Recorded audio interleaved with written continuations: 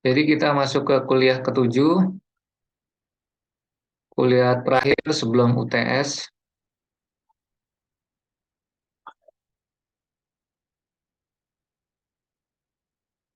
Nah, jadi kuliah pertama kita sudah bahas tentang definisi etika, ya, perbedaan etika dengan integritas, perbedaan kode etik dengan kode perilaku. Kemudian di kuliah pertama juga sudah kita berikan banyak contoh-contoh, ya, perilaku etis dan tidak etis. Kemudian di kuliah kedua kita bahas 5 dimensi etika, ya, etika bernegara, bermasyarakat, ya, kemudian terhadap diri sendiri, teman sejawat, ya, berorganisasi. Kuliah 3 4 kita bahas teori-teori etika, ya, ada 7, sudah kita diskusikan. Kemudian kuliah kelima minggu minggu kemarin kita bahas etika pelayanan di PT KAI, kemudian etika komunikasi. Nah, kali ini kita akan bahas tentang pembahasan lebih mendalam terkait nilai etika yang sangat penting, yaitu nilai kejujuran, ya. Salah satu nilai etika yang terpenting yang menjadi pondasi adalah nilai kejujuran, ya. Kalau Anda kurang pintar, IQ Anda itu bisa ditingkatkan lewat pendidikan, short course, kemudian pelatihan, training dan lain sebagainya, ya. Tapi kalau kejujuran Anda itu tidak ada, rusak pada diri Anda, itu sulit diperbaiki, ya. Maka problem kita hari ini di mana-mana di Indonesia adalah kita banyak orang-orang yang pintar, tetapi kita sangat kekurangan orang-orang yang jujur, gitu, ya. Nah, makanya penting dan sangat penting untuk kita bahas nilai etika yang sangat penting, yaitu kejujuran. Nanti akan kita kaitkan dengan lawannya, ya, yaitu korupsi, ya. Lawan nilai kejujuran adalah korupsi, ya. Atau bahasa kasarnya maling, ya, mencuri, perbuatan tidak jujur.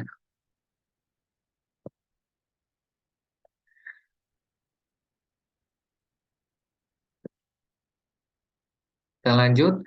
Nah, tujuan untuk materi kuliah ketujuh ini adalah setelah mempelajari kuliah ini, Anda diharapkan mampu memahami dan menerapkan etika kejujuran, ya. Outputnya adalah agar Indonesia itu bebas KKN, ya, bebas korupsi, kolusi, nepotisme. Tujuan umumnya, tujuan khususnya agar lulusan taruna-taruni PP itu, ya, tidak hanya cerdas akalnya, tapi juga jiwanya, ya, kepribadiannya tuh baik, ya, berintegritas, bermoral. Nah, ini coba saya tanya, siapa yang tahu ini foto di sebelah kiri ini, kiri saya, ada yang tahu siapa ini? Ada yang kenal? Jenderal Hugeng, Wak. Ya, betul, ya. Jenderal Hugeng Imam Santoso. Siapa dia? Jabatannya apa? Polisi paling jujur, Pak. Enggak, jabatannya apa di kepolisian? Mantan Kapolri, Pak. Ya, betul, ya. Mantan Kapolri tahun 68 sampai 70-an, ya. Jadi ini saat ini masih satu-satunya polisi saat ini sampai sekarang yang jujur, ya, Pak almarhum Jenderal Hugeng Imam Santoso, ya. Beliau Kapolri tapi waktu zaman itu tahun 68 kehidupannya sangat sederhana, ya. Sangat sederhana, ya. Memakai mobil dinas, tidak dipakai untuk kepentingan pribadi. Kemudian juga beliau tuh sangat jujur dalam bekerja, memiliki etos kerja yang tinggi, ya. Menegakkan hukum dengan tidak sebatas hitam putih aturan pasal-pasal hukum, tapi juga menerapkan asas keadilan, ya. Nah, pokoknya beliau sampai saat ini namanya masih harum, ya. Makanya seloroh almarhum presiden kita, ya, Gus Dur itu, polisi tiga tuh, polisi yang jujur tuh hanya tiga, ya. Jenderal Hugeng Imam Santoso, polisi tidur, dan patung polisi, ya. Nah, yang di sebelah kanannya Anda kenal, ya. Teddy ini siapa Teddy? Mas Ridho.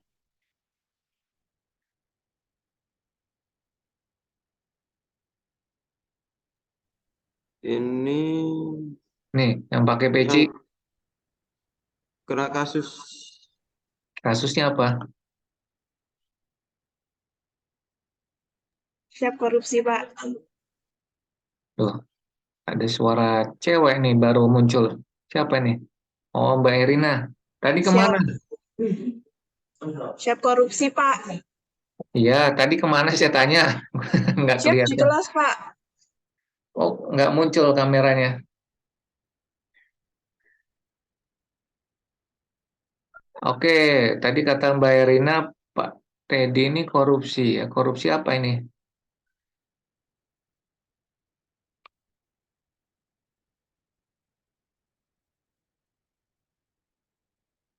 Unmute tuh, unmute.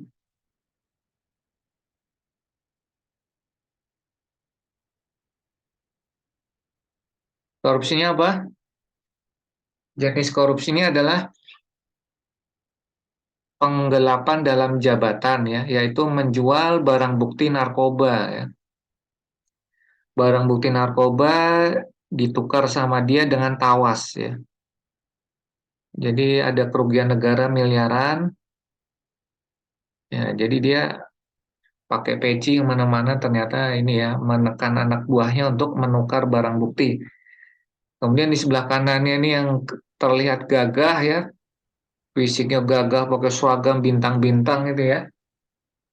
Ternyata kepribadiannya, akhlaknya, moralnya tidak segagah penampilan fisiknya ya. Gitu. Ternyata dia korupsi merugikan negara sampai puluhan miliar ya kasus pengadaan simulator SIM di Korlantas Polri ya. Jadi dia Dirlantas Mabes Polri nih, Komjen Pol bintang 2 ya. Harusnya penegak hukum ya malah maling ya, bahasa kasarnya maling, bahasa halusnya korupsi. Ya tentu mencederai prinsip etika ya, yaitu kebenaran, kebaikan, juga mencederai norma-norma hukum yang berlaku ya. Undang-undang tindak pidana korupsi ya, undang-undang kepolisian dilanggar semua ya. Pada akhirnya ya perbuatan tidak jujur itu ya pada akhirnya akan terasa sangat pahit ya. Jadi pesan saya ya khusus 17 orang taruna di sini nih, saya mute dulu si Adnan ini, suaranya bocor. Jadi untuk 17 hadir kuliah ketujuh pada sore hari ini ya, tolong dicamcan baik-baik ya bahwasanya kejujuran itu susah ya. Tapi sesusah-susahnya kejujuran ya, itu jauh lebih susah ya ketika ketidakjujuran itu terungkap. Nah, coba tadi yang saya sampaikan menyimak nggak ya, saya tes nih. Yang ngelamun siapa nih? Mas, yang off kamera ada Mas Aiditya. Mas Aiditya, Mas Lutfiardi, Mas Adnan, Mas Mahyudin, Mas Febrian. Are you there? Did you hear what I say? Nah, Mas Febrian udah on cam. Apa tadi kalimat saya yang terakhir, Mas Febrian?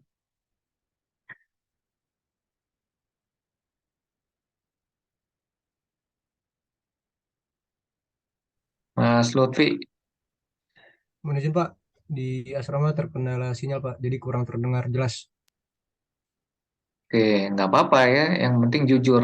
Siap Pak. Lutfiardi, coba apa kalimat saya terakhir tadi diulangi.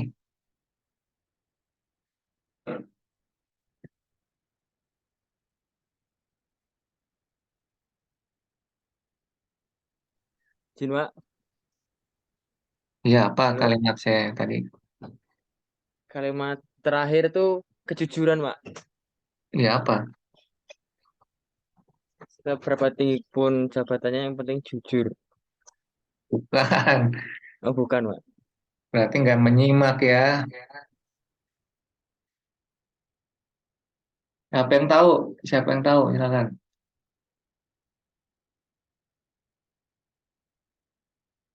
Izin Pak, izin menjawab. Silakan Mas Zaib. Izin tadi yang terakhir itu jujur itu sangat susah, tapi lebih susah bahwasanya ketidakjujuran itu terungkap. Izin Pak. Ya, terima kasih Mas Zaib.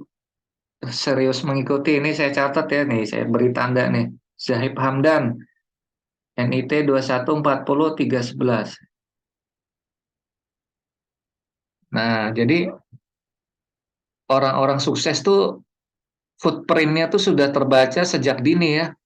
Nggak mungkin tuh orang sukses dari kecilnya asal-asalan malas. Enggak, pasti dari kecil dia udah menunjukkan gen-gen sukses tuh. Jadi kelihatan nih ini dari taruna-taruna yang hadir yang akan sukses siapa yang ini siapa ya. Nah, sepertinya insya Allah Mas Zahib akan sukses ini ya. Amin. Kita balik sini ya, kita lanjutkan.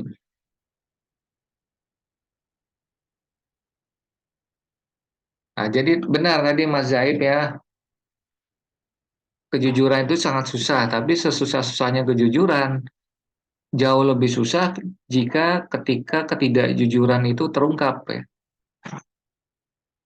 Oh, suami pulang larut malam ditanya istrinya dari mana, dari kantor kerja lembur ya, padahal dugem di klub ya. Itu nggak jujur ya. Repotnya nanti begitu ketahuan ya, itu rasa pahitnya jauh lebih pahit daripada jujur gitu loh. Kalau ketahuan istrinya di kemudian hari ternyata kelabing sama cewek, bisa perang dunia ketiga, terjadi perceraian ya. Anda dilaporkan sama istri ke PPNS, diturunkan pangkatnya ya, dimutasi, disorongkan dan lain-lain tuh. Nah, jadi sekali lagi kejujuran itu penting ya. Usahakanlah kita selalu menjadi orang-orang yang jujur ya. Karena kejujuran itu membawa kepada kebaikan dan kebaikan membawa kepada surga Tuhan gitu ya. Nah, itu eh, kata emas dari saya berikutnya tuh. Coba ada yang menyimak. Mahyudin sama Aiditya, kemana orang ini?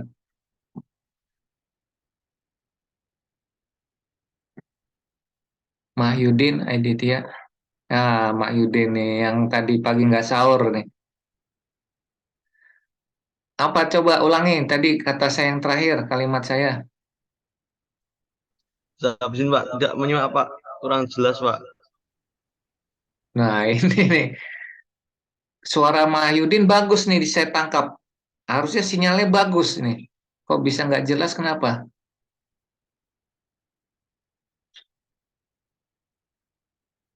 Nggak jelas karena dia off kamera terus tidur kelekaran karena nggak sahur atau bermain-main bercanda dengan temannya itu di balik virtual background. Saya habisin kurang jelas Pak. Oh, yang tahu siapa ini? Mas Zaib nggak boleh lagi. Yang lain siapa? Yang tahu siapa? Ulangi coba.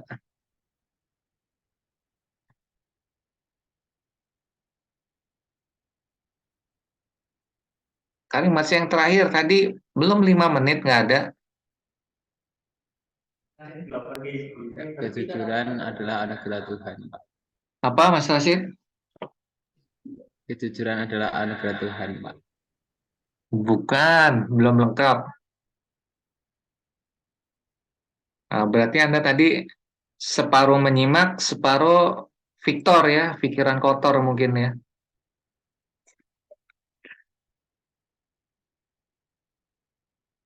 Mbak Erina coba.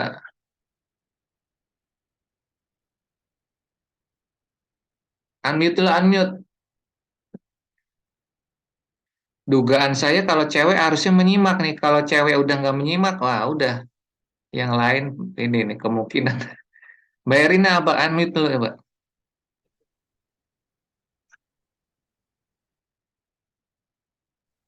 Unmute, di itu unmute. Malah tanya temennya dulu.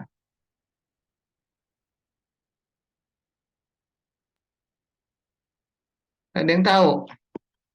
Mas Zaib apa Mas Zaib? Kejujuran dapat membuka pintu surga, Pak. Itu kalimat yang terakhir, sebelumnya ada.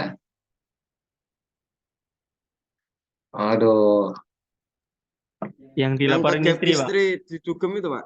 bukan setelah itu. Gak boleh dugem, Pak, nanti ketahuan istri. Iya, Terlewat, Pak. setelah kalimat itu. Pas itu terlewat, Pak. Apa ya? Waduh, Jika ketahuan Yang bisa dugem, Pak, ketahuan cerai, perdata, Pak. Pak. bukan itu setelah kalimat itu. Jangan sampai puasa Anda jadikan dalih ya untuk tidak konsentrasi nih. Lapar, Pak. Ya, semua muslim sedunia lapar puasa ya. Tapi kalau serius penuntut ilmu yang serius ya, itu ulama-ulama yang terkenal itu puasa-puasa dia malah mencari satu hadis tuh harus berjalan ratusan puluhan kilometer ya dari Madinah ke Baghdad ya.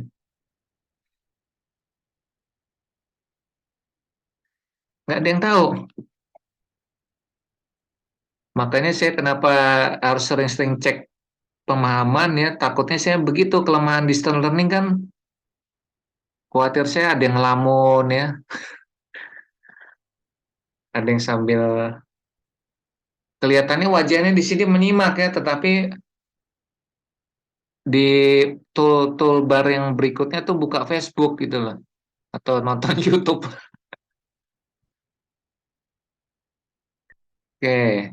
Jadi tadi kalimat yang terakhir berusaha untuk selalu jujur ya, karena kejujuran itu membawa kepada kebaikan dan kebaikan membawa kepada surganya ya, surga Tuhan. Jelas ya, coba apa Mas Zai pulangi. Jelas, Pak. Izin Pak, berbuatlah jujur karena jujur membawa kebaikan, sedangkan kebaikan itu membawa ke surganya. Nah, ya makasih dicatat ya. Nanti keluar di UTS tuh. Back to laptop.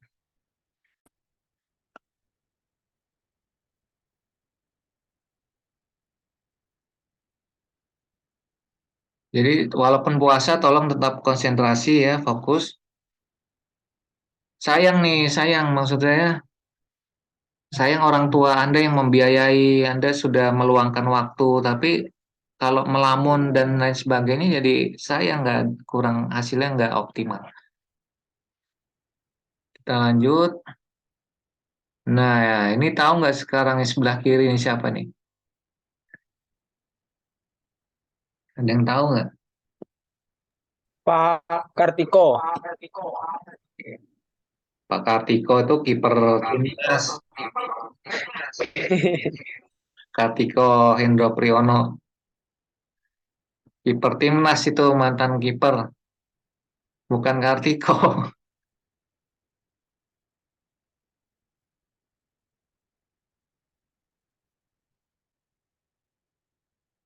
Nah, jadi ini seorang hakim ya, namanya Pak Artijo Alkostar. Dia hakim agung tahun 2000-an. Dia terkenal sebagai algojo para koruptor ya. Jadi kalau koruptor-koruptor ditangani dia tuh hukumannya berat-berat ya. Salah satunya itu kasus Angelina Sondak ya. Itu ditangani Pak Artijo nih. Nah, yang sebelah kanan ini hakim agung tapi korupsi nih. Jenis korupsinya apa? Jual beli perkara ya atau perbuatan curang. Jadi kategori korupsinya perbuatan curang. Yaitu contohnya jual beli perkara ya. Jadi dia sedang menangani suatu perkara di Mahkamah Agung. Kalau nggak salah kasus kepailitan sebuah perusahaan. Nah, kemudian si oknum pengusaha ini menyuap dia ya, biar diputuskan perusahaannya tidak pailit. Nah, dia ketangkep tangan oleh KPK ya, OTT. Kemudian yang sebelah kanan ini dua orang hakim di Pengadilan Negeri Jakarta Selatan ya. Hakim Pengadilan Negeri nih, tingkat 1. Ini juga kasus suap, dia menerima uang ratusan juta ya. Sama jual beli kasus pasal ya. Nah, dua contoh ini adalah contoh lembaga yudikatif, ya, lembaga yudikatif yang melanggar sumpahnya gitu loh. Yang harusnya menegakkan hukum malah hukumnya dilanggar, dinodai. Nah, kemudian lanjut. Nah, ini contoh yang lain ya. Wali Kota Bekasi, Pak Rahmat Effendi ya ditangkap OTT. Abdul Ghafur, Bupati Penajam Pasir Utara, terbit rencana perangin-angin, Bupati Langkat. Kemudian Itong Isnaini, Hakim Pengadilan Negeri Surabaya, Ade Yasin, Bupati Bogor, Haryadi, Wali Kota Jogja, Mukti Agung, Bupati Pemalang, Karomani, Rektor Unila Lampung. Rektor Unila Lampung nih menilep dana mahasiswa nih, dana masuk mahasiswa ditilep sama rektor ya. Kemudian Sudrajat Dimyati ya, ini yang tadi Hakim Agung ya, ini yang pakai peci ya. Bikin malu Islam aja pakai peci tapi terima suap ya. Satwa Wakil Ketua DPRD Jawa Timur. Rata-rata sebagian besar nih kasusnya terkait pengadaan barang dan jasa pemerintah ya. Paling banyak ya 50-70% nih. Sisanya ada kasus jual beli pasal, perizinan, laporan keuangan ya dan lain sebagainya. Nah, sebagai informasi jadi ada yang namanya indeks persepsi korupsi itu dikeluarkan oleh lembaga internasional International Transparency itu di Jerman ya. Tiap tahun mengeluarkan indeks persepsi korupsi. Nah, Indonesia tahun lalu itu skornya turun ya. 38 skornya ya. Indonesia itu negara yang dengan tingkat korupsi tinggi ya. Di papan bawah setara dengan negara Zimbabwe, Ghana ya, Bhutan. Nah, impian kita adalah Indonesia bebas korupsi ya, makanya nilai etika penting nih. Coba Anda bayangkan ya, jika Indonesia ini tidak ada korupsi ya, kemiskinan tidak ada ya, anak-anak miskin bisa sekolah gratis ya dari SD sampai SMA bahkan perguruan tinggi ya. Kemudian juga jika tidak ada korupsi masyarakat bisa pengobatan gratis ya.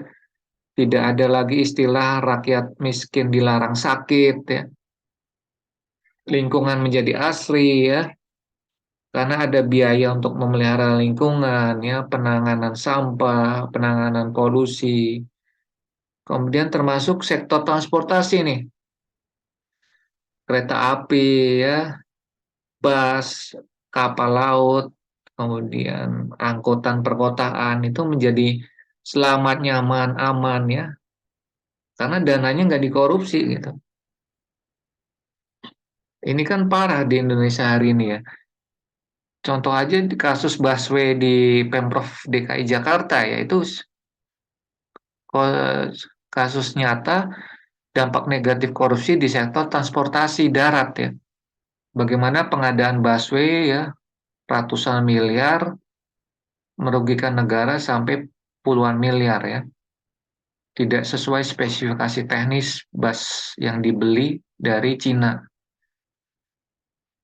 Ternyata spare partnya mesinnya itu bukan mesin ini asli ya, tapi kanibal ya. Nah, itu sampai Kadisub di DKI kan ditahan tuh.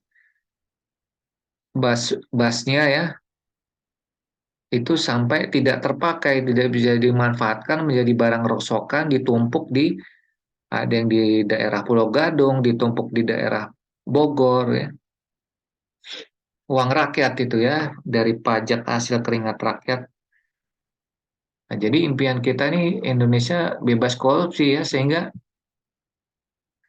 nanti anak-anak kita semua dapat sekolah gratis, pengobatan gratis, naik KRL, naik LRT, MRT gratis ya. Atau biayanya sangat rendah lah ya. Itu kalau Anda lihat di negara-negara Skandinavia, Denmark ya, apalagi Swedia, Irlandia, itu naik KRL di sana ya, kereta api di sana tuh biayanya sangat-sangat murah gitu loh. Bahkan jauh lebih murah dari naik public transport di Jabodetabek gitu. Ya karena di sana negara-negara ini ya, peringkat korupsinya skornya tinggi. Ya. Dengan kata lain dia negara yang bebas korupsi itu. Jadi urutan pertama ada Denmark, kedua Finlandia, ketiga Swedia ya. Ini negara-negara yang indeks persepsi korupsinya skornya tinggi gitu loh. Jadi kalau orang asing, pebisnis perusahaan asing mau mengurus perizinan, investasi di Denmark, Finlandia, Swedia, itu sangat-sangat mudah, cepat, murah ya. Nah, tentunya harapan kita Indonesia bisa seperti ini gitu loh.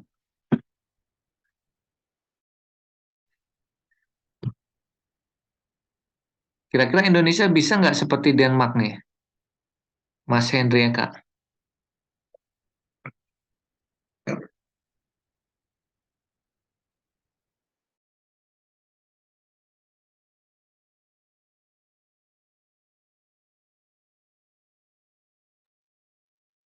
Bisa nggak, Mas Rizky Dwi?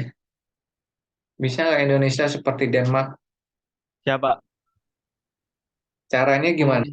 Menurut saya dalam jangka waktu panjang itu bisa, Pak.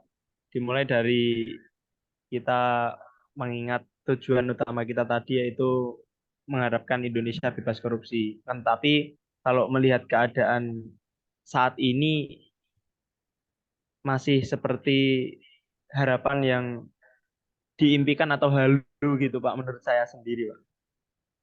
Oke, sekarang hubungannya etika dengan korupsi apa, Mas Rizky Dwi?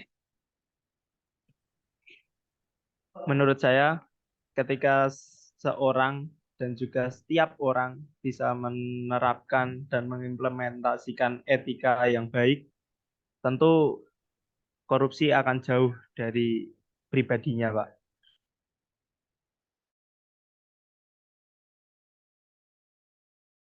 Ya, betul. Terima kasih ya. Orang yang beretika pasti berintegritas. Orang yang berintegritas pasti bermoral. Orang yang bermoral pasti tidak akan korupsi ya, gitu. Nah, ini pentingnya etika ya. Orang yang beretika pasti berilmu. Orang yang berilmu belum tentu beretika. Contohnya apa? Contohnya, Mas Fresa.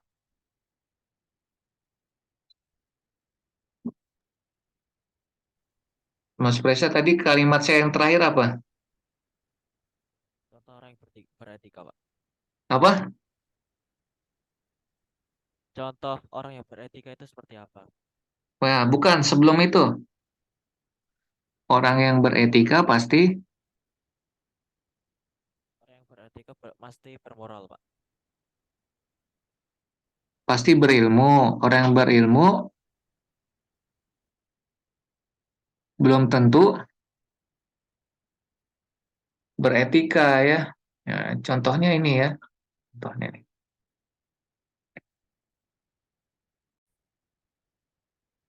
Nah, kalau Anda lihat ya di jalan-jalan nasional, jalan provinsi di Madiun ya, itu kan banyak mobil mewah ya, motor mewah ya.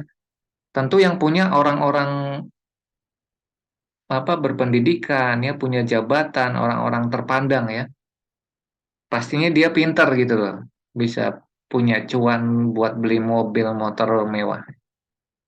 Cuman pertanyaannya apakah mereka itu beretika di jalan raya, Mas Fresa?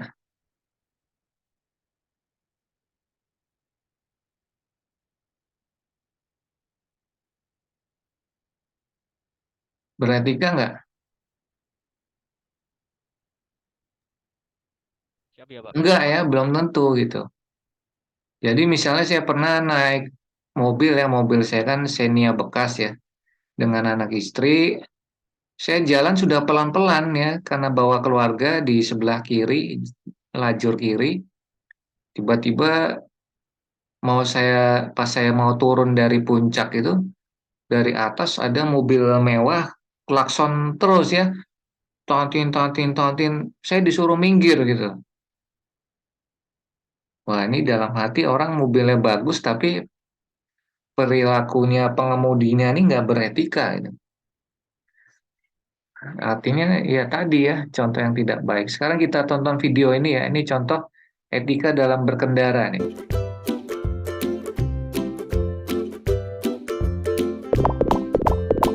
Keselamatan berkendara harus menjadi perhatian semua pihak. Menjaga jarak, aman kendaraan salah satu kunci untuk mengurangi kecelakaan. Tapi ada hal lain yang tak kalah penting dalam hal berkendara, yakni memahami etika yang baik dan benar saat terjebak di kemacetan. Tujuannya keselamatan dan kebaikan bersama. 5 poin penting yang perlu dipahami saat berkendara terutama di tengah kemacetan. 1. Patuhi aturan lalu lintas. Saat berkendara, rambu lalu lintas harus menjadi acuan utama sebagai panduan berkendara. Pahami dan patuhi rambu serta marka jalan.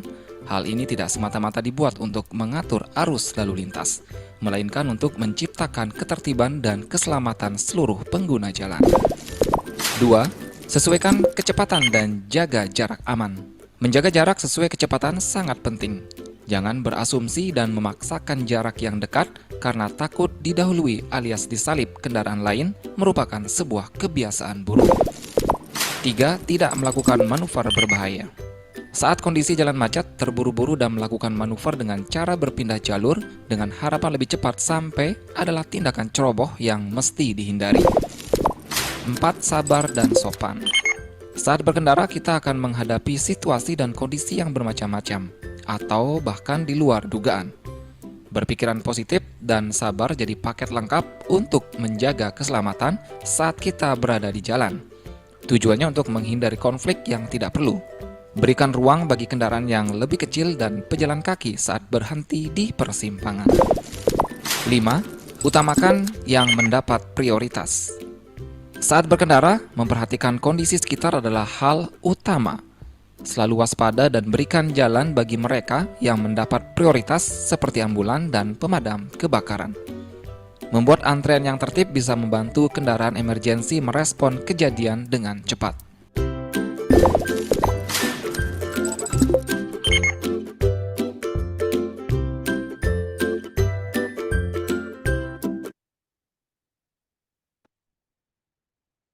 Nah, tadi contoh aplikasi etika ya di jalan raya. Coba ulangi lagi.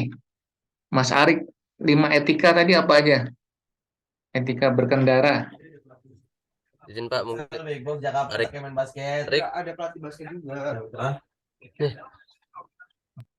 Arik kemana?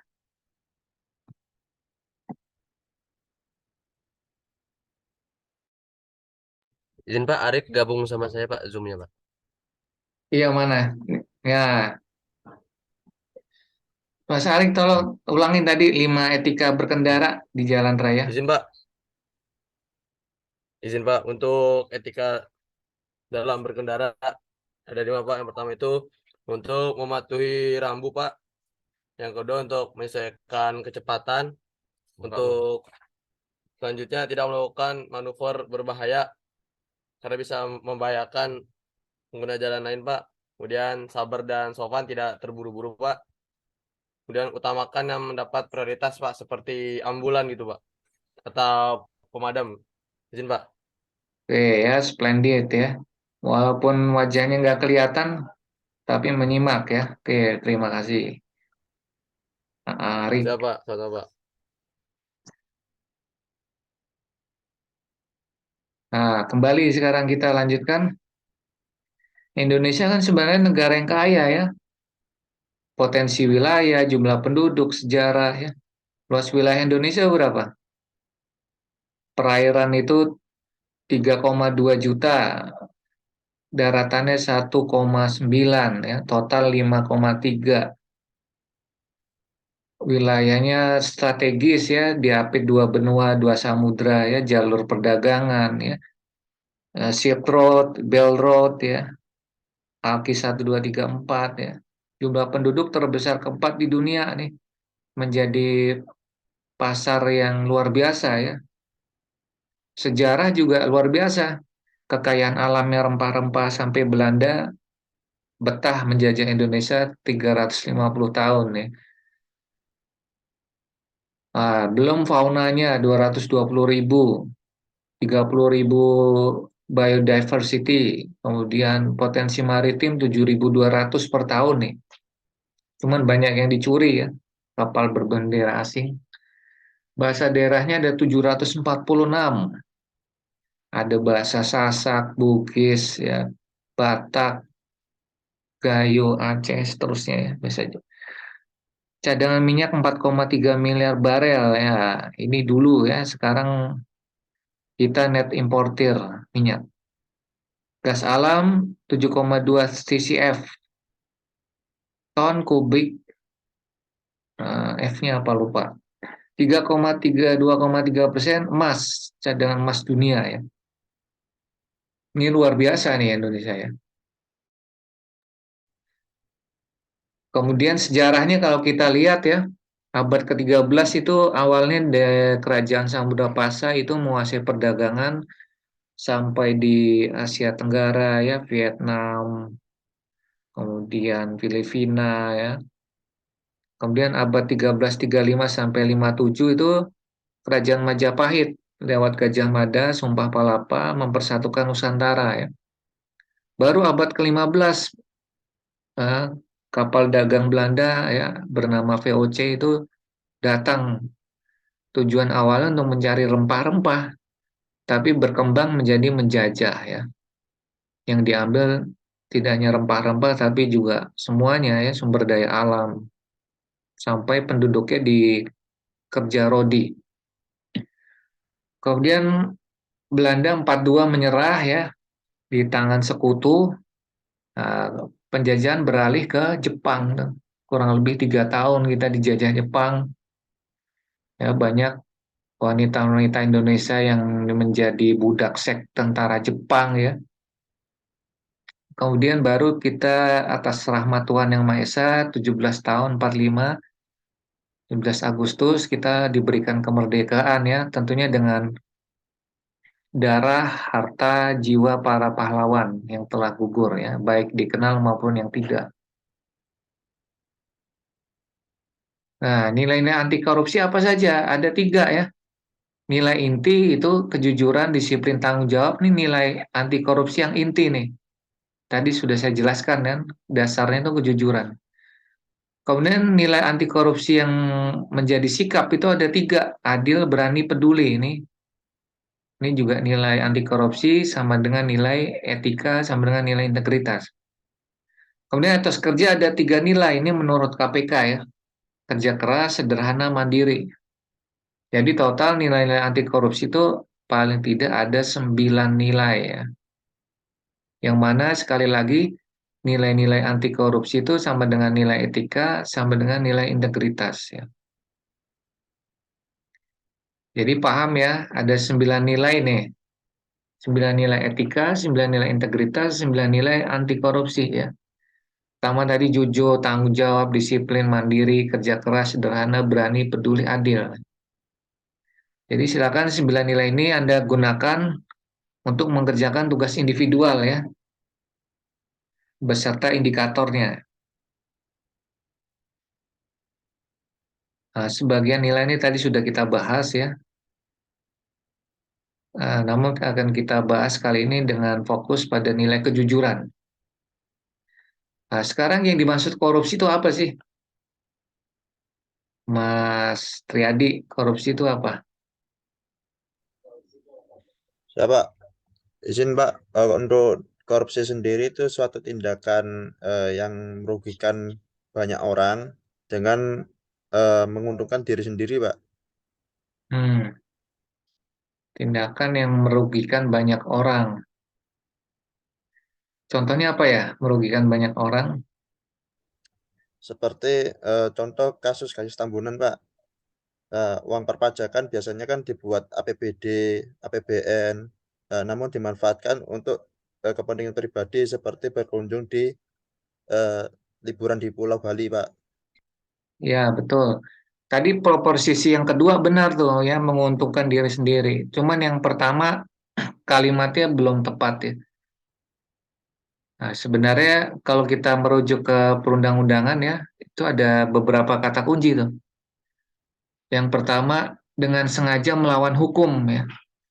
Melawan hukum itu artinya tidak hanya merugikan orang lain dari aspek tertentu ya, tapi pokoknya semua yang diatur di hukum dia lawan.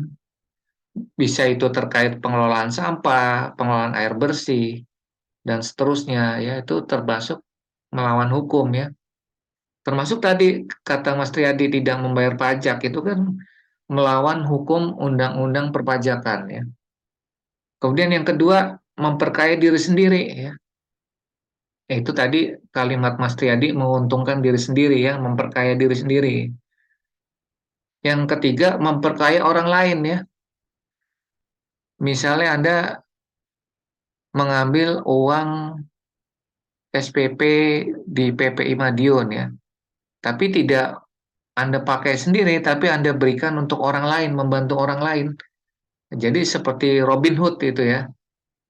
Nah, itu termasuk korupsi ya. Walaupun dia tidak memperkaya diri sendiri, tapi dia memperkaya orang lain secara melawan hukum. Yang keempat, atau mengakibatkan kerugian negara ya. Itu 4 ciri dikatakan korupsi ya.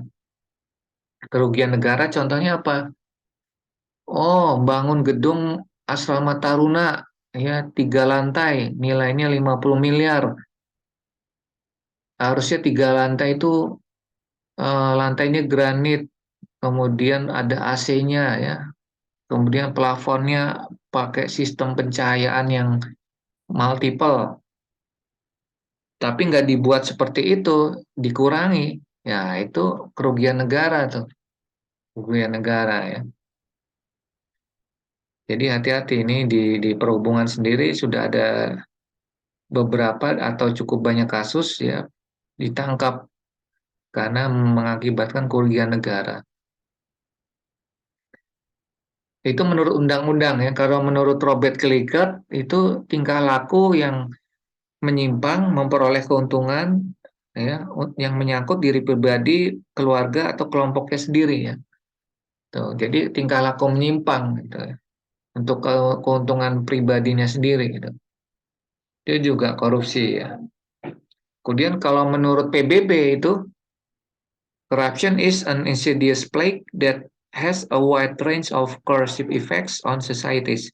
It undermines democracy and the rule of law, leads to violation of human rights, distort markets, erodes the quality of life, and allows organized crime, terrorism, and other threats to human security to flourish.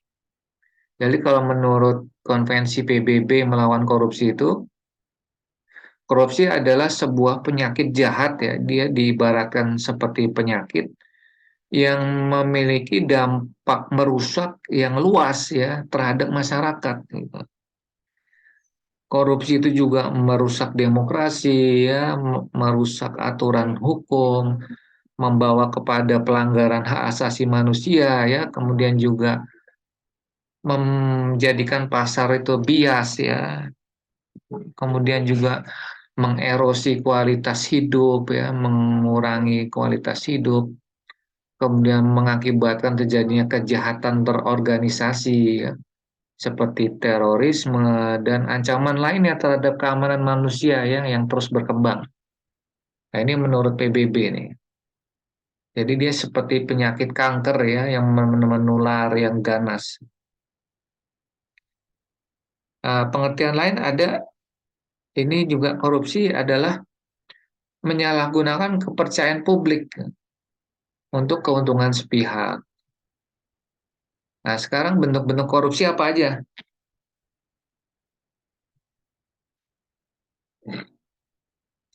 Nah, ternyata korupsi itu sebenarnya ada 30 delik ya. Cuman dari 30 itu bisa diklasterisasi jadi 7 klaster ya. 7 klaster itu apa aja? Yang pertama itu penyalahgunaan wewenang, kedua suap menyuap ya, ketiga penggelapan dalam jabatan, keempat pemerasan, kelima perbuatan curang ya, keenam benturan kepentingan atau conflict of interest, ketujuh gratification ya. Jadi dari 30 itu 30 macam-macam tuh. Bisa dikelompokkan jadi 7 kelompok besar jenis korupsi ya. Ini. Sekarang kita bahas satu persatu nih. Jenis tindak pidana korupsi yang pertama, penyalahgunaan wewenang ya. Contohnya apa? Menggunakan mobil dinas untuk kepentingan pribadi nih ya. Misalnya Anda pinjam motor dinas PPI Madiun ya. Anda pakai untuk ke mall jalan-jalan ya. Nah, itu penyalahgunaan wewenang tuh. Atau Anda pakai asrama PPI Madiun ya untuk party ya, teman-teman Anda. Nah, itu penyalahgunaan wewenang tuh. Masuk ke korupsi gitu. Jadi abuse of power ya. Penyalahgunaan kewenangan yang dimilikinya. Ini bisa menyangkut semua aparat yang memiliki kewenangan. Kalau polisi ya kewenangannya tilang ya, penegakan hukum, itu dia salah gunakan ya. Kalau perhubungan ya izin trayek angkutan darat, izin angkutan pariwisata, izin operasi kereta api ya, izin usaha kereta api ya, itu disalahgunakan wewenangnya ya, itu termasuk korupsi. Yang kedua, bribery ya, suap menyuap. Kalau suap menyuap itu baik pemberi suap maupun penerima suap dua-duanya bisa dikenai sanksi pidana penjara ya. Gitu. Jadi dua-duanya ini aktif. Beda dengan pemerasan ya. Kalau pemerasan ini, nah ini pemerasan tuh salah satu pihak yang aktif dan hanya salah satu pihak yang dihukum, yaitu yang memaksa ya. Itu bedanya pemerasan dengan suap. Suap contohnya apa ya? Anda di Madiun ya, waktu pesiar liburan, Anda jalan-jalan nggak pakai helm ya, melanggar marka, melanggar rambu, terus ditilang seharusnya, kemudian Anda menyuap. Nah, itu termasuk korupsi itu, menyuap ya. Termasuk misalnya pembangunan double track ya, kereta cepat Jakarta-Bandung. Kemudian bagian pengadaan barang jasanya di menerima suap ya untuk memenangkan tender perusahaan tertentu. Nah, itu juga masuk suap menyuap korupsi. Yang ketiga, ya ini embezzlement. Embezzlement itu penggelapan dalam jabatan. Ya. Contohnya manipulasi kuitasi kosong, manipulasi laporan keuangan, ya, manipulasi surat tugas dinas, manipulasi termasuk manipulasi tugas-tugas kuliah ya itu jangan salah ya walaupun nggak ada uangnya itu termasuk perilaku koruptif. Oh tugas individual Anda manipulasi ya, Anda tulis menerapkan nilai tanggung jawab sederhana berani pada hari ini di sini padahal sebenarnya Anda tidak melakukannya. Nah itu namanya penggelapan dalam jabatan ya, jabatan Anda sebagai taruna ya. Yang keempat apa? Pemerasan nih. Jadi kalau pemerasan saya pernah mengalami, jadi saya pernah mau mutasi mobil Xenia saya bekas tuh dari Bekasi ke Bogor. Saya datang dari Bogor pagi-pagi, niatnya ingin urus sendiri sesuai tarif PNBP 250.000. Tapi begitu saya sampai di Samsat Cikarang ya, dengan terang-terangan baju coklat tua dan coklat muda di loket meminta uang sebesar 900.000 ya. Nah saya dipaksa tuh, saya diperas ya. Nah itu masuknya korupsi ya. karena saya dipaksa, saya nggak dihukum gitu. Yang dihukum ya yang memeras ya. Kalau kita laporkan tuh bisa dihukum ya. Sebenarnya saya sudah coba melaporkan ya melalui situs KPK ya. Tapi walau alam waktu itu saya sudah coba beberapa kali ada gangguan ya, entah itu gangguan disengaja atau tidak, saya tidak tahu ya. Whistleblower sistemnya sedang rusak, nggak tahu kenapa itu. Termasuk pungli ya. Pungli itu illegal contribution ya. Termasuk masuk pemerasan pungli itu ya. Jadi Anda kalau nanti kerja di PT KI, PT MRT ya, PT KCIC atau Kemenhub, DJKA ya, jangan melakukan pungli itu. Kelihatannya kecil nilainya ya, tapi masuk korupsi itu ya, pungli 20.000, 50.000 ya, atau 10.000 satu orang ya, kali 10 orang per hari ya, banyak juga. Yang kelima perbuatan curang nih. Contohnya apa? Ya, tadi sudah saya sebutkan ya, bangun asrama Taruna PPI ya. Ternyata speknya dikurangi, harusnya beton precast K300 jadi K100, atau seharusnya besinya tuh besi holo jadi diganti aluminium ya, atau seharusnya perbandingan antara semen dan pasir itu 2:1 jadi 5:1 ya, jadi dindingnya tuh ditendang aja jebol ya, itu curang tuh ya, fraud curang. Termasuk Anda misalnya, mohon maaf ya, misalnya UTS UAS nyontek, itu curang ya, walaupun nggak ada duitnya itu masuk perbuatan curang ya, itu perilaku koruptif. Atau Anda isi presensi nggak hadir tapi isi presensi, ya itu curang juga ya. Jadi jangan dilakukan ya. Yang keenam, konflik Pak. of interest. Ya, Izin Pak, sebelumnya mohon maaf, izin Taruna Madya Rawandra Putra, izin untuk live Zoom Pak, dikarenakan dipanggil oleh pihak Puspeka Pak. ya silakan. Sebenarnya mohon maaf Pak, izin Pak. Ya, Puspeka itu apa? Pusat Pembinaan Ketarunaan. Siap, Pusat Pembangunan Karakter Pak. Oh, Pak siapa? Siap, mohon izin Pak Galang. Oh, Pak Galang. Ya, ya salam buat Pak Galang ya. Siap Pak, izin Pak. Ya, silakan. Ini tambah menyusut nih jadi 10 orang nih. Setengahnya lagi kemana nih? Yang sudah isi absen presensi di chat Zoom nih berapa orang nih? Kuliah ke-7. Banyak nih ya. Lebih dari 10.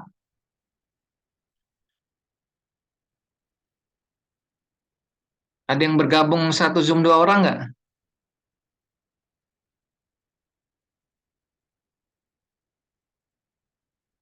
Nggak ada.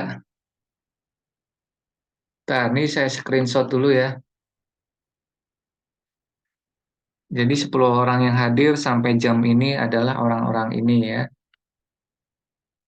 Nah, nanti suatu ketika ya, saya diminta data ya, saya punya data kan, diminta Pak Yuwono, Pak Agus Haryanto, Pak Pri ya.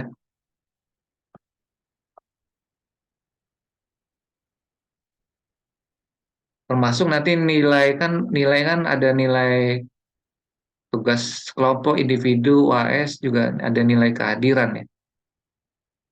Oke, kembali ke sini. Kita sebentar lagi selesai ya, jam 5:50 nanti kita selesai. Kita lanjutkan.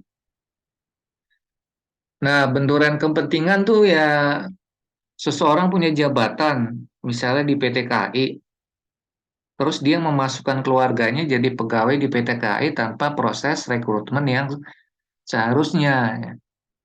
Itu konflik of interest ya, tidak boleh ya. Itu masuk korupsi ya. Kolusi nepotisme tuh masuk korupsi. Misalnya ini contoh nyata saya alami ya, mungkin sudah pernah saya ceritakan atau belum. Jadi ada saudara saya mau masuk PKTJ Tegal dan PPI Madiun ya, dua orang saudara nih. Karena mungkin mindset masyarakat kita sudah puluhan tahun di Orde Baru ya, banyak pameo-pameo kalau nggak bisa masuk tanpa orang dalam ya. Jadi dia ngubungin saya tuh, dua orang saudara saya. Saya jelaskan panjang lebar ya, intinya tuh silakan diikuti sesuai ketentuan ya, sistemnya sekarang sudah transparan. Tetap nggak percaya tuh. Akhirnya dua orang saudara saya ini anaknya nggak diterima ya. Yang di PKTJ nggak diterima, di PPI Madiun nggak diterima ya. Kemudian yang terjadi apa? Nomor WA kami ini ya diblokir ya. Diblokir nomor WA-nya. Nggak bisa ngelihat status kan diblokir tuh.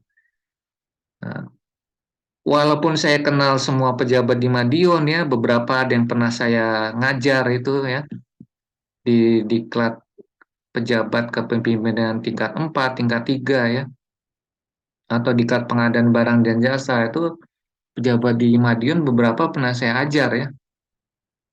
Cuman saya nggak mau memanfaatkan gitu ya, konflik of interest gitu kan. Kelihatannya sepele ya, cuman itu kan awal mula korupsi itu dari hal-hal kecil begitu ya. Keluarga dimasukin pakai memo ya, anak sendiri ya, pakai amplop. Nah, makanya susah kita mau nyaingi negara Denmark ya, Finlandia. Gimana budayanya kalau begitu kan? Nah, ini sampai sekarang masih banyak nih terjadi ya, tidak hanya di instansi perhubungan ya, di kepolisian, di TNI, di ESDM ya, di Kominfo, semua ya, di KPU. Nah, jadi memang susah ya untuk menerapkan. Dulu kan pernah saya katakan ini mata ilmu yang berat nih ya.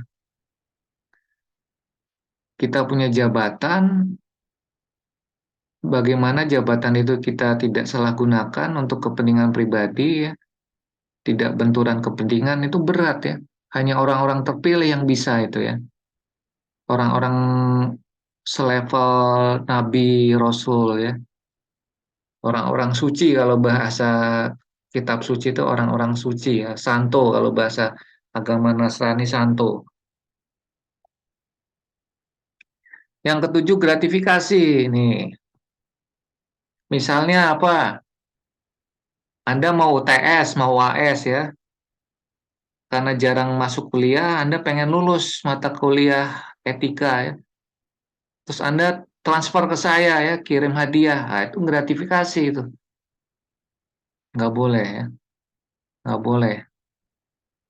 Jadi fair saja ya. Kalau memang secara ketentuan tidak memenuhi dari sisi kehadiran ya, nilai ujian ya, ya berarti Anda dapat nilainya D atau E begitu kan. Termasuk misalnya pernikahan ya, ngasih hadiah yang tidak wajar ya, itu gratifikasi itu.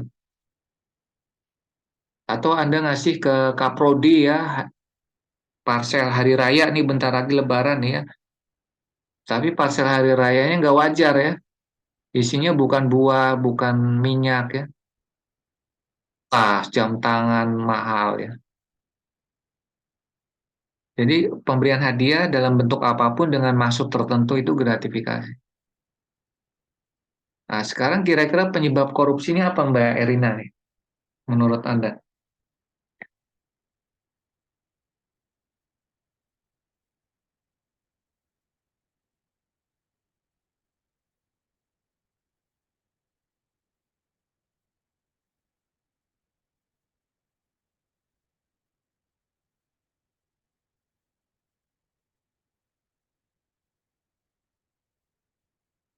Penyebab korupsi apa, Mas Zaib?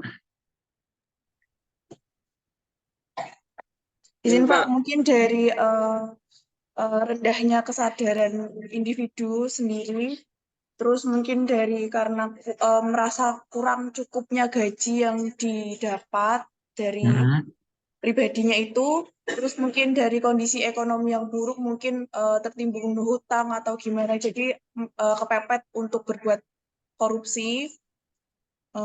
Mungkin juga kurangnya kesadaran anti korupsi. Mhm. Ya. Mungkin sistem politik yang tidak transparan juga bisa, Pak. Sistem politik. Lemahnya sistem pengawasan dan penegakan hukum. Itu, Oke, Pak. tadi ada beberapa yang disampaikan Mbak Erina ya. Kepepet, penegakan hukum, sistem politik, apalagi tadi Kesadaran individu tersebut, kesadaran, mungkin lemah, kurangnya gaji yang diterima. kurangnya gaji ya. Ada 5 nih. Nah, dari 5 itu kira-kira kalau kita cari polanya tuh bisa kita kelompokkan tuh ya. Penyebab korupsi itu apa kira-kira ini garis besarnya nih? Kan tadi kan ada yang mirip-mirip tuh.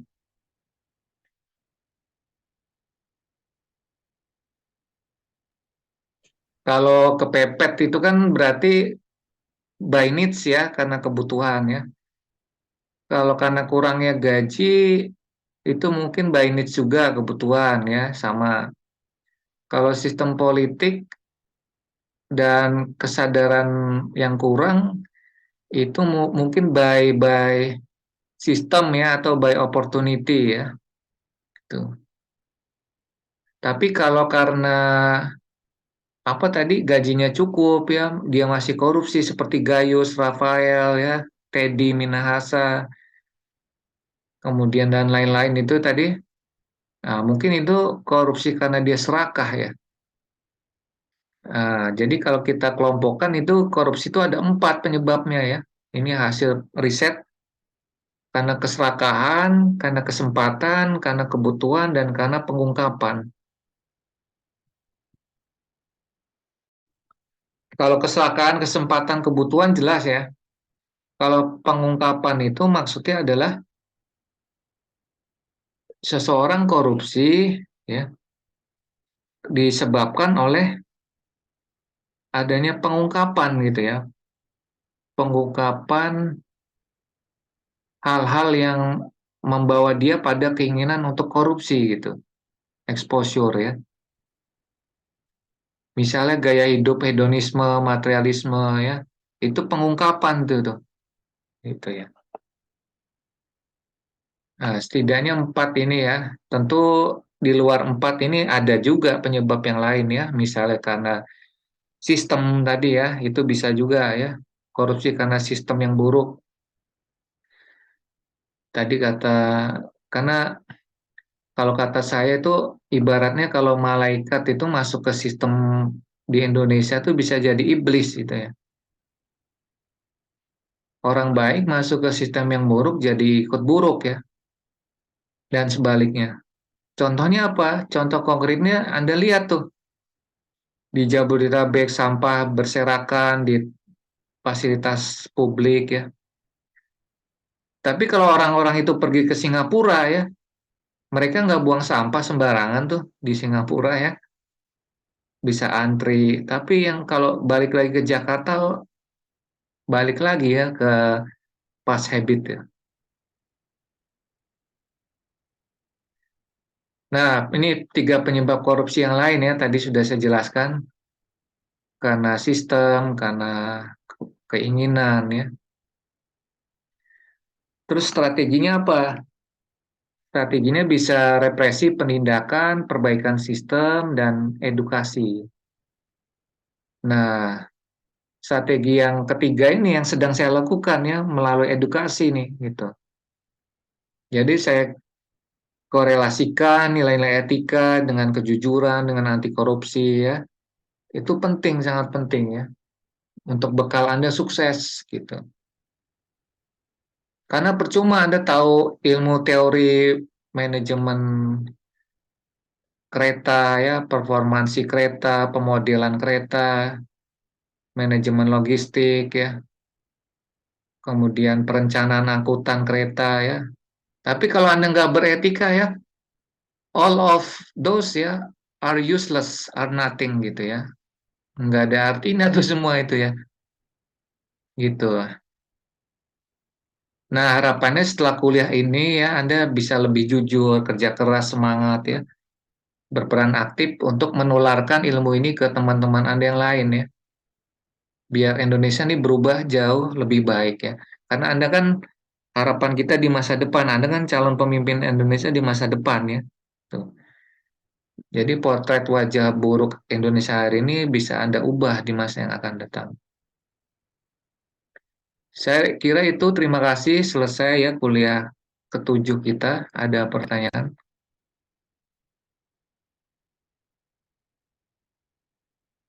Ya, belum ada. Kalau belum ada, kita masih ada waktu ya 10 menit. Kita kuis nih. Kan selesainya sampai 17.10 ya.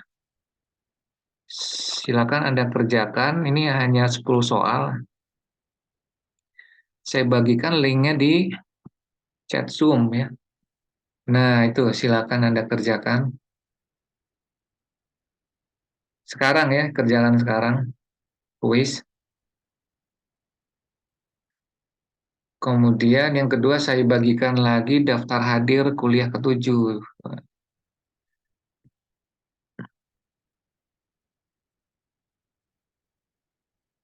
Nah, silakan Anda isi.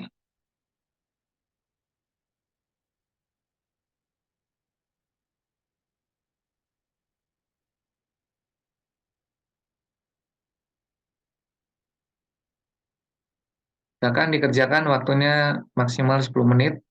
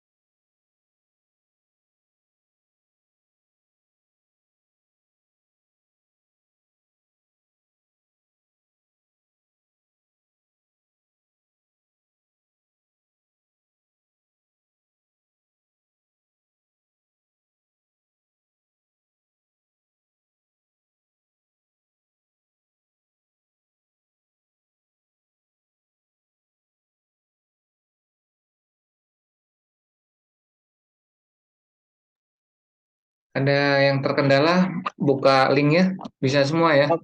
Bisa, Pak. Silakan nih saya tunggu, belum. Oke, sudah ada yang submit ya.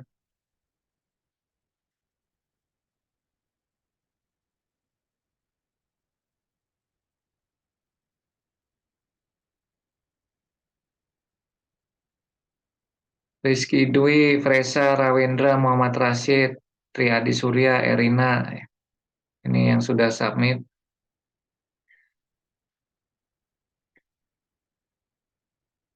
Arik Zahid.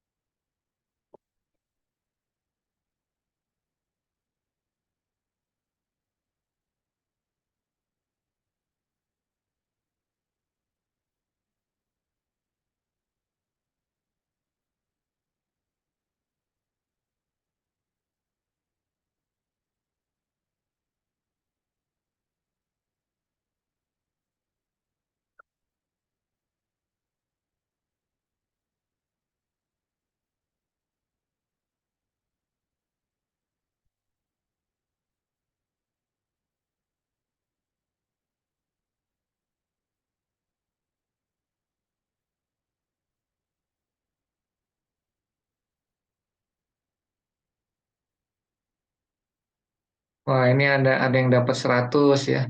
Ada yang dapat 90, 100, 100, 100, 100, 90, 90, 100, 100.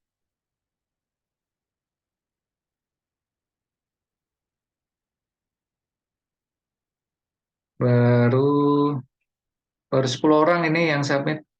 Yang belum siapa?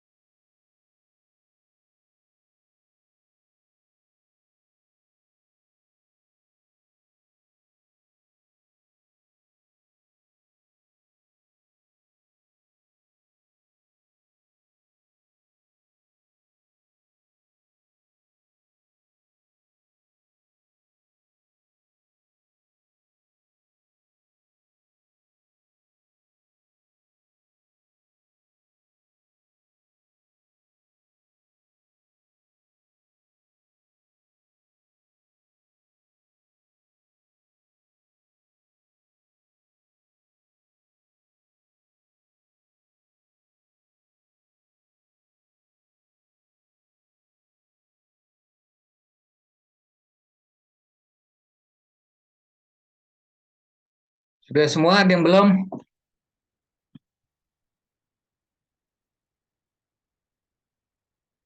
Ya, sudah, Pak. Ada yang belum? Yang belum siapa?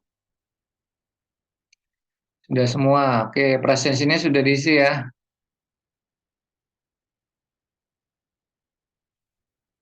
Izin, Pak, saya yang presentasi yang ke-6 belum ngisi, Pak. Soalnya tadi saya kira cuma absen di chat aja.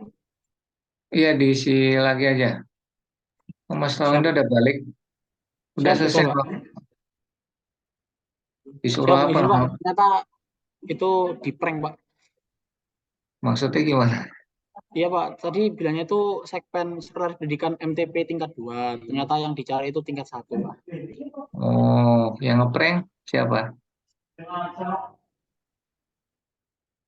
Yang ngeprank siapa? Siap, izin, Pak. Ya? ada Pak penyampaian pesan yang kurang valid Pak gitu. Iya, jadi siapa yang ngeprank? Eh, gimana Pak ya?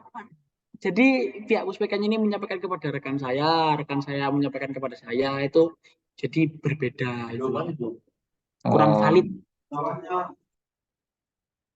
ya. Berarti rekan Anda ini kemungkinan ya yang rantai terakhir nih, penyampai pesan ini yang Bisa jadi bisa juga dari akarnya Pak, dari akarnya. dari awalnya sudah salah komunikatornya. Soalnya tidak diperjelas gitu loh Pak, hanya segmen MTP. Nah, itu bisa jadi seperti itu. Iya.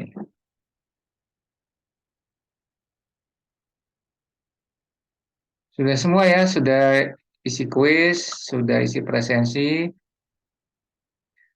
Jadi dengan demikian berakhir ya perkuliahan kita ke-7. Jadi selamat liburan Lebaran ya, Anda tanggal 14 akan kembali ke rumah masing-masing. Jaga kesehatan ya, dan semoga selamat semua, sehat. Selamat Idul Fitri ya bagi yang Muslim. Karena setelah Lebaran minggu pertama Mei saya nggak bisa gitu ya, jadi saya majukan hari ini yang kuliah ke-7. Saya sudah izin karena saya ada jadwal mengajar. Jadi selamat juga mempersiapkan untuk UTS ya. Untuk minggu kedua kan UTS ya. Silakan Anda, nanti saya bagikan ini lewat Mas Rawenda materinya, silakan Anda pelajari kembali ya. Soal UTS dari saya esai 10 ya. Semua yang saya jelaskan keluar ya, tinggal Anda menyimak, mencatat atau tidak. Insya Allah kalau Anda hadir terus, menyimak, mencatat, ya, memperhatikan, insya Allah bisa jawab semua dan nilainya baik. Sekian dari saya ya, selamat menjelang berbuka puasa bagi yang Muslim ya. Semoga apa-apa yang sudah kita keluarkan ya, tenaga, pikiran ya, di tengah penatnya puasa ini diberi ganjaran oleh Tuhan Yang Maha Esa.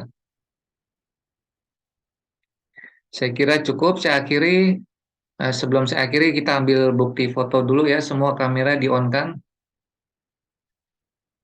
3, 2, 1 ya, lihat kamera, senyum. Saya simpan dulu nih.